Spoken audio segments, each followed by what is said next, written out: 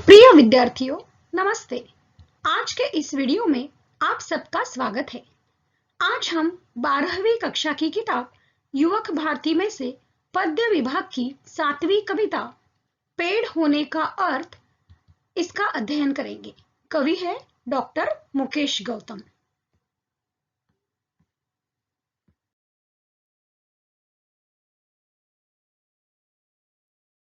कविता का अध्ययन करने से पहले हम कवि परिचय प्राप्त कर लेते हैं। वह कुछ इस प्रकार है। कवि परिचय: डॉक्टर मुकेश गौतम जी का जन्म 1 जुलाई 1970 को उत्तर प्रदेश के सहारनपुर में हुआ। इनकी माताजी का नाम स्वर्गीय श्रीमती रामदेवी, पिताजी का नाम स्वर्गीय श्री फूलसिंह। आधुनिक कवियों में मुकेश जी ने अपनी विशिष्ट पहचान बनाई है। आइए चलते हैं, इनकी शिक्षा के बारे में जानकारी लेते हैं।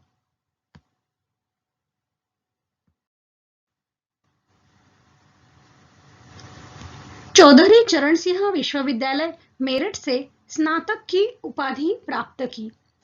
एमए हिंदी की उपाधि मुंबई विश्वविद्यालय से। पीएचडी HN बहुगुणा विश्वविद्यालय श्रीनगर से। LLB मुंबई विश्वविद्यालय से।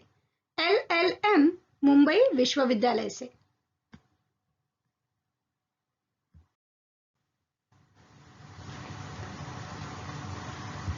आपने आधुनिक भावबोध को सहज सीधे में अभिव्यक्ति दी है।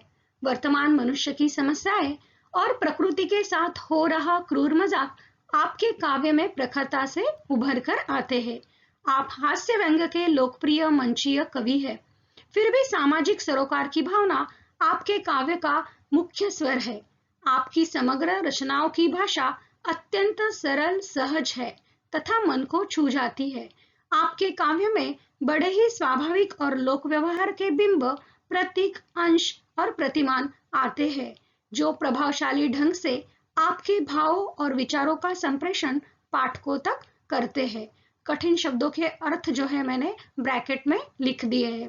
देखिए, आधुनिक यानी लेटेस्ट या मॉडर्न, अभिव्यक्ति करना, प्रकट करना, क्रूर, क्रुएल, प्रखरता, स्पष्ट रूप से, मंचीय, स्टेज, मंचन करना, सामाजिक सरोकार, समाज के प्रति उत्तरदायित्व, सोसाइटी के प्रति जिम्मेदारी, समग्र, संपूर्ण, बिंब यानी सिंबल, प्रतीक, भाग या पार्ट, अंश, इमेज, प्रतिमान, तंत्र, साचा, पैटर्न, मॉडल, संप्रेषण करना, वाहन करना, साधन या माध्यम, मतलब अपने विचारों को पाठकों तक अच्छी तरह से पहुंचाना।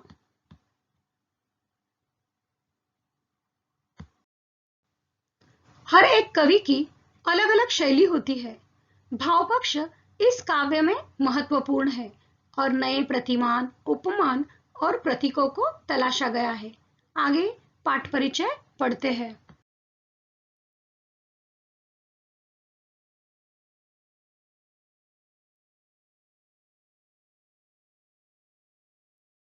इनकी प्रमुख कृतियां: अपनों के बीच, सतह और शिखर, वृक्षों के हक में, सच्चाइयों के रूबरू, लगातार कविता, प्रेम समर्थक है पेड़, इसकी क्या जरूरत थी।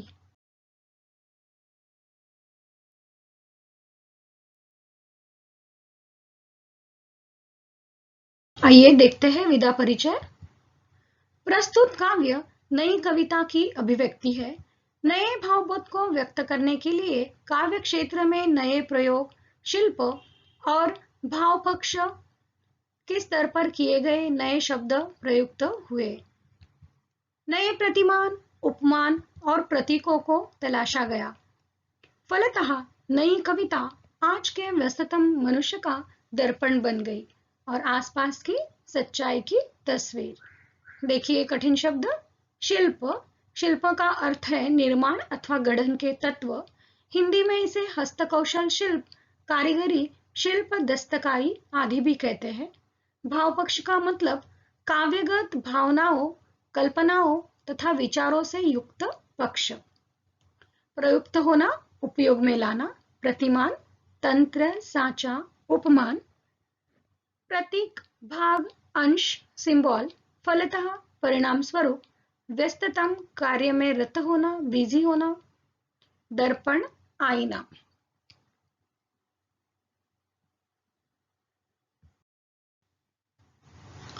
आमतौर पर पाठ्यपुस्तक में दी गई कविता के कवि के बारे में हम सिर्फ लिखित रूप में परिचय प्राप्त करते हैं, पर यहाँ हमें मौका मिला है कि प्रत्यक्ष रूप में कवि डॉक्टर मुकेश गौतम जी से इस आभासी यानी वर्चुअल कक्षा में रूबरू होने का।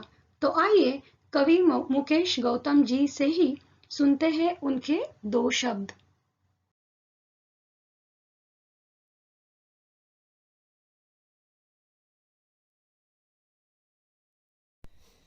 नमस्कार, मैं हूं कवि डॉक्टर मुकेश गौतम और आप कक्षा 12 युवक भारती के छात्र पढ़ रहे हैं मेरे द्वारा रचित कविता पेड़ होने का अर्थ। इस कविता के माध्यम से हमने बताने की कोशिश की है कि व्यक्ति को अपने जीवन में परोपकारी होना चाहिए। जिस तरह से पेड़ अपनी जड़, तना, शाखा, पत्ती, पुष्प, फल, बीज सब कुछ दूसरों को समर्पित कर देता है, इस तरह से मनुष्य को भी जीवन में परोपकारी होना चाहिए। कविता में बताने की कोशिश की है कि व्यक्ति को हर हालात से लड़ना चाहिए, उसे कभी अपना हौसला नहीं खोना चाहिए। जिस तरह आंधी, तूफान, बाढ़, भूकंप, हर हालात में पेड़ अपनी जगह पर खड़ा रहता है, ठीक वैसे ही मनुष्य को भी हर हालात का सामना करना चाहिए और पेड़ हमको ये हौसला देते हैं। मनुष्य को परोपकारी होना चाहिए, यह हमने इस कविता में बताने की कोशिश की है। मैं प्राध्यापक मनीषा पाटिल जी को बधाई देना चाहता हूं कि उन्होंने आप छात्रों के लिए ये ऑनलाइन लेक्चर तैयार किया और मैं आप सभी छात्रों को भी बहुत बहुत शुभकामनाएं देना चाहता हूं। आपसे अनुरोध भी करना चाहता हूं कि जीवन में आप पेड़ लगाएं, पेड़ों को बचाएं, आपका भविष्य बहुत खूबसूरत हो, बहुत सुनहरा हो। मेरी तरफ से बहुत बहुत शुभकामनाएं।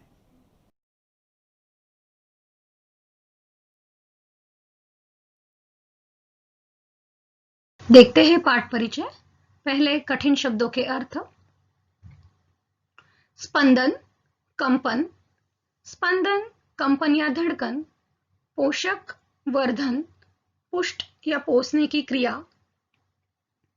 दायित्व, जिम्मेदारी, प्रतिबद्ध, दृढ़ निर्णय, निर्वाह, पालन करना, विभिन्नार्थी भूमिकाओं, डिफरेंट टाइप्स ऑफ रोल। प्रकृति मनुष्य के जीवन का स्पंदन है और पेड़ इस स्पंदन का पोषक तत्व है। पेड़ मनुष्य का बहुत बड़ा शिक्षक है। पेड़ और मनुष्य के बीच पुरातन संबंध रहा है। पेड़ ने भारतीय संस्कृति को जीवित रखा है और मनुष्य को संस्कारशील बनाया है।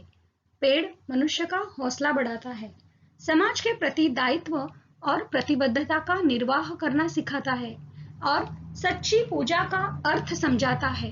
कवि ने मनुष्य के जीवन में पेड़ की विभिन्नार्थी भूमिकाओं को स्पष्ट करते हुए उसके होने की आवश्यकता की ओर संकेत किया है। सब कुछ दूसरों को देकर पेड़ जीवन की सार्थकता को सिद्ध करता है।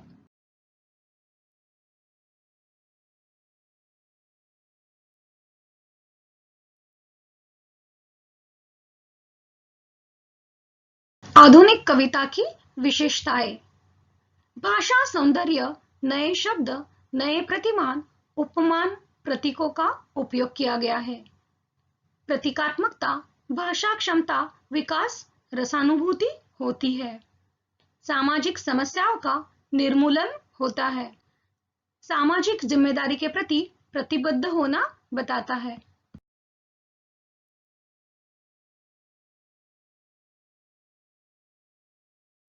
कविता के मूल्य और उद्देश्य कौन से हैं, इनके बारे में जानकारी लेते हैं।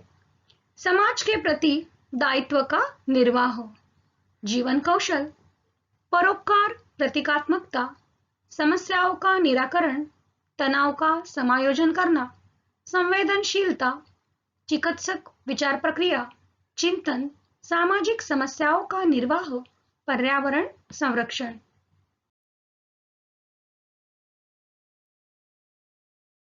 मैंने कविता को छोटे छोटे भागों में विभाजित किया है और वैसे ही आसान शब्दों में भावार्थ समझाने की कोशिश की है। चलिए पढ़ते हैं कविता का पहला पद। कल अपने कमरे की खिड़की के पास बैठकर जब मैं निहार रहा था एक पेड़ को, तब मैं महसूस कर रहा था पेड़ होने का अर्थ। मैं सोच रहा था आदमी कितना भी बड़ा क्यों न हो जाए, वह एक पेड़ जितना बड़ा कभी नहीं हो सकता। या यूं कहूं कि आदमी सिर्फ आदमी है, वह पेड़ नहीं हो सकता।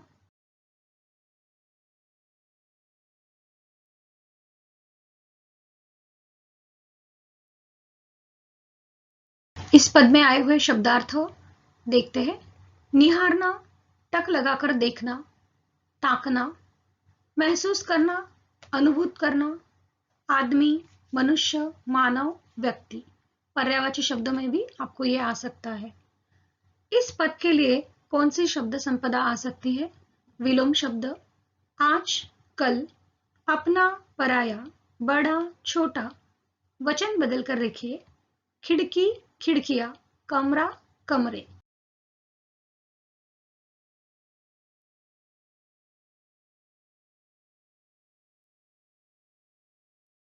कविता का भावार्थ देखते हैं। कवि यहाँ पर कहना चाहते हैं कि आदमी और पेड़ में क्या फर्क है। आदमी सिर्फ आदमी है, वह पेड़ नहीं हो सकता। कवि के शब्दों में, जब मैं अपनी खिड़की के पास बैठकर पेड़ की ओर देख रहा था, उसे निहार रहा था, तभी मैंने पेड़ होना महसूस किया। पेड़ होना इतना आसान नहीं है, यह जाना। मैं सोचने लगा, क्या कभी आदमी पेड़ क्यों नहीं हो सकता? आदमी अपने लिए जीवन जीता है, लेकिन पेड़ अपना पूरा जीवन दूसरों के लिए समर्पित कर देता है।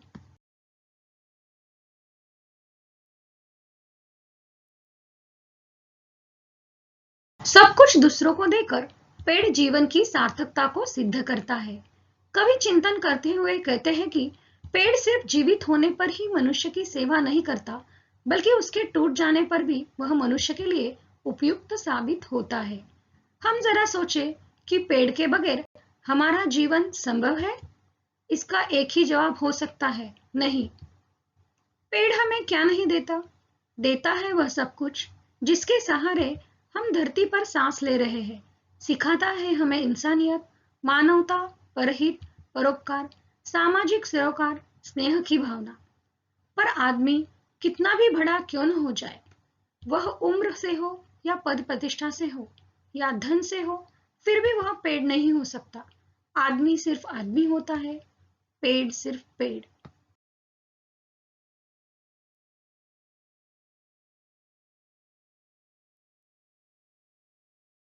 पढ़ते हैं दूसरा पद। अंकुरित होने से ठूठ हो जाने तक, आंधी तूफान हो या कोई प्रतापी राजा महाराजा, पेड़ किसी के पांव नहीं पड़ता है। जब तक है उसमें सांस, एक जगह पर खड़े रहकर हालात से लड़ता है। जहां भी खड़ा हो, सड़क, झील या कोई पहाड़, भेड़िया, बाघ, शेर की दहाड़, पेड़ किसी से नहीं डरता है। देख सकते हैं तूफान में किस तरह वो तूफान से जो है सामना कर रहा है। बाघ हो या सिंह हो, वह उनसे नहीं डरता है।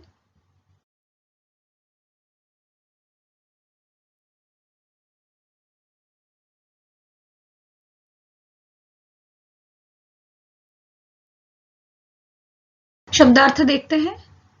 अंकुरित, बीज से पौधा निकलना।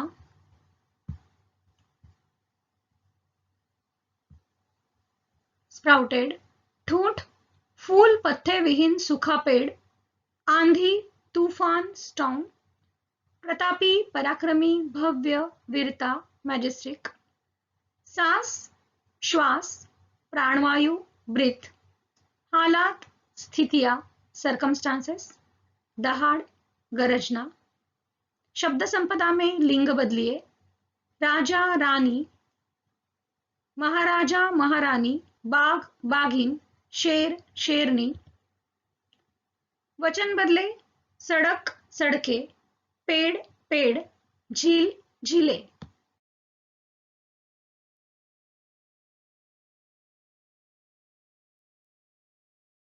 देखते हैं दूसरे पद का भावार्थ। पेड़ एक तरह से सबके लिए हौसला है। जब वह धरती पर जन्म लेता है, अंकुरित होता है, तब से लेकर बूढ़ा यानी टूट हो जाने तक आंधी तूफान आने पर भी डरता नहीं है। तूफानों में भी डटकर सामना करता हुआ एक जगह पर खड़े रहकर हालातों से लड़ता है। यहाँ पर कवि प्रतीकात्मक अर्थ में बताते हैं कि जिस तरह दुख के पलों में मनुष्य के मन में नकारात्मक विचारों का प्रभाव होता है, उदासी आती है, कभी कभी वह हालात के सामने घुटने टेकने पर विवश हो जाता है, पर पेड़ हर हालात से लड़ने का प्रयास करता है। वह किसी के सामने, चाहे वह प्रतापी राजा महाराजा ही क्यों न हो, किसी के पांव नहीं पड़ता है। वह कभी मजबूर लाचार विवश नहीं होता है। वह दृढ़ अटल है। जब तक उसमें जान है, उसकी सांसें चल रही है। वह एक जगह पर खड़े रहकर हालात से लड़ता है, फिर चाहे वह सड़क हो या किसी झील के किनारे या कोई पहाड़ पर।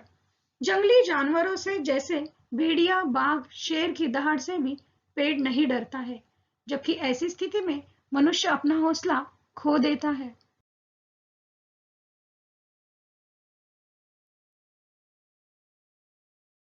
देखते हैं आगे का पद। हत्या या आत्महत्या नहीं करता है पेड़। थके राहगीर को देकर छांव व ठंडी हवा, राह में गिरा देता है फूल और करता है इशारा उसे आगे बढ़ने का। पेड़ करता है सभी का स्वागत, देता है सभी को विदाई।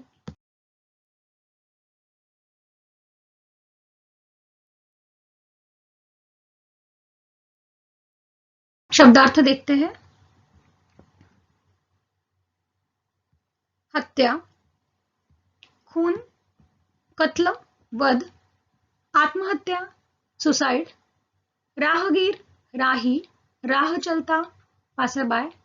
छांव, छाया, शेड। इशारा, संकेत, पॉइंटिंग। स्वागत, अगवानी, वेलकम। विदाई, प्रस्थान, विदा। रवाना होना, रुखसत होना।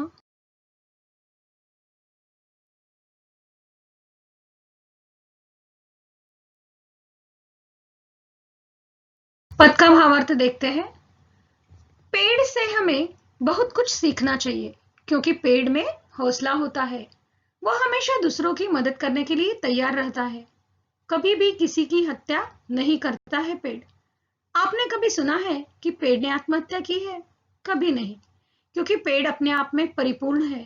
पेड़ मनुष्य का बहुत बड़ा शिक्षक है। पेड़ और मनुष्य के बीच पुरातन संबंध रहा है। पेड़ हमेशा मनुष्य का हौसला बढ़ाता आया है, समाज के प्रति दायित्व और प्रतिबद्धता का निर्वाह करना सिखाता है। पेड़ थके हुए यात्रियों को अपनी ठंडी छांव देता है। पेड़ का साथ पाकर उन यात्रियों की थकान मिट जाती है। उनके कठिन मार्ग को भी वह सुगम बना देता है। उनकी राह पर फूल गिरा देता है, जैसे उन्हें आगे बढ़ने के लिए शुभकामनाएं देता है। पेड़ हमेशा मुस्कुराते रहता है। जब भी पेड़ फूलों से लद जाता है, वह जैसे खुशी से झुक जाता है। इसके विरुद्ध मनुष्य यश, ख्याति प्राप्त होने पर अभिमान, अहंकार और घमंड से अकड़ता है, स्वकेंद्रित हो जाता है, अहंकारी हो जाता है। पेड़ नम्रता से जैसे राहगीर को अपनी ओर आकर्षित करता है, थके हुए हर यात्री का स्वागत करता है। थोड़ा समय पेड़ की ठंडी छांव में आराम करने पर उसकी थकान मिट जाती है। कुछ सुकून के पल पेड़ के साथ गुजारने पर वह उन्हें हंसते हुए विदाई भी देता है। पेड़ सबके साथ समान व्यवहार करता है। वह कभी भी छोटा, बड़ा, बच्चा, बूढ़ा, अमीर, गरीब यह भेदभाव नहीं करता है। आमतौर पर पाठ पढ़ाते हुए अध्यापक किताब के दो पदों या वाक्यों के बीच जो खाली जगह होती है, वह खाली जगह पढ़ाते हैं या स्पष्ट करते हैं। उदाहरणार्थ हम लोग एक उदाहरण देखते हैं। भारतीय वैज्ञानिक प्रोफेसर जगदीश चंद्र बोस बहुमुखी प्रतिभा के धनी थे, जिन्होंने रेडियो और माइक्रोवेव ऑप्टिक्स के आविष्कार तथा पेड़ पौधों में भी जीवन होता है इस सिद्धांत के प्रतिपादन में महत्वपूर्ण भूमिका निभाई। उन्होंने पौधों पर बदलते हुए मौसम से होने वाले असर का अध्ययन किया। विश्लेषण करके वे इस नतीजे पर पहुंचे कि पौधे संवेदनशील होते हैं, वे दर्द महसूस कर सकते हैं, स्नेह अनुभव कर सकते हैं, इत्यादि।